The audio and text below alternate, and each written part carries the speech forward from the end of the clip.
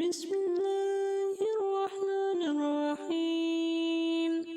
نون والقلم وما يسطرون.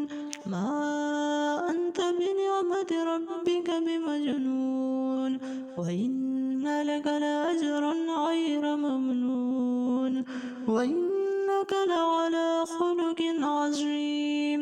فستبصر ويبصرون بأيكم المفتون. إن ربك هو أعلم بمن ضل عن سبيله وهو أعلم بالمهتدين. فلا تطع المكذبين، ودوا لو تدهن فيدهنون. ولا تطع كل حلاف مهين، هماز مشاء بنميم، مناع للخير معتد أثيم. عتل بعد ذلك زنيم، أن كان ذا مال وبنين. إذا تتلى عليه آياتنا قال أساطير الأولين. سنسمه على الخرطوم، إن بلوناهم كما بلونا أصحاب الجنة إذ أقسموا ليصرمنها مصبحين ولا يستثنون. فطاف عليها طائف من ربك وهم نائمون، فأصبحت كالصريم. فتنادوا مصبحين أن اغدوا على حرثكم إن كنتم صارمين. فانطلقوا وهم يتخافتون أن لا يدخلنها اليوم عليكم مسكين، وغدوا على حرد قادرين. فلما رأوها قالوا إنا لضالون، بل نحن محرومون. قال أوسطهم ألم أقل لكم لولا تسبحون. قالوا سبحان ربنا إنا كنا ظالمين. فأقبل بعضهم على بعض يتلاومون.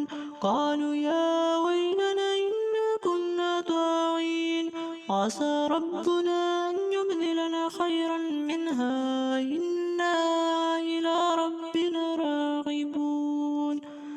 كذلك العذاب، ولعذاب الآخرة أكبر لو كانوا يعلمون. إن للمتقين عند ربهم جنات النعيم.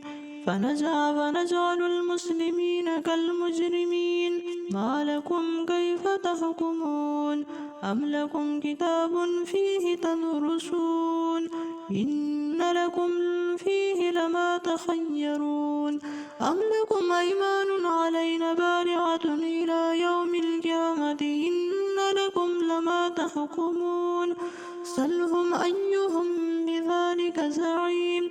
أم لهم شركاء فليأتوا بشركائهم إن كانوا صادقين.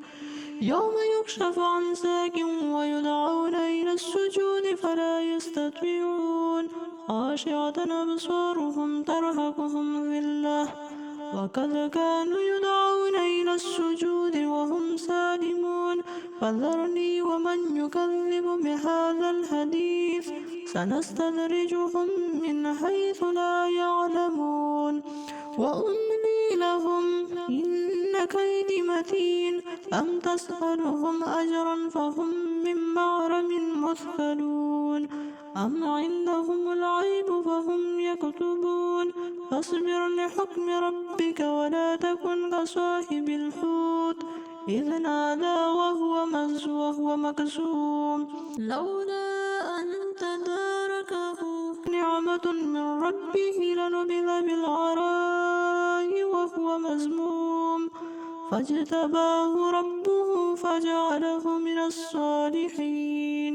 وإن يكاد الذين كفروا ليزلقونك بأبصارهم لما سمعوا الذكر ويقولون إنه لمجنون وما هو إلا ذكر للعالمين.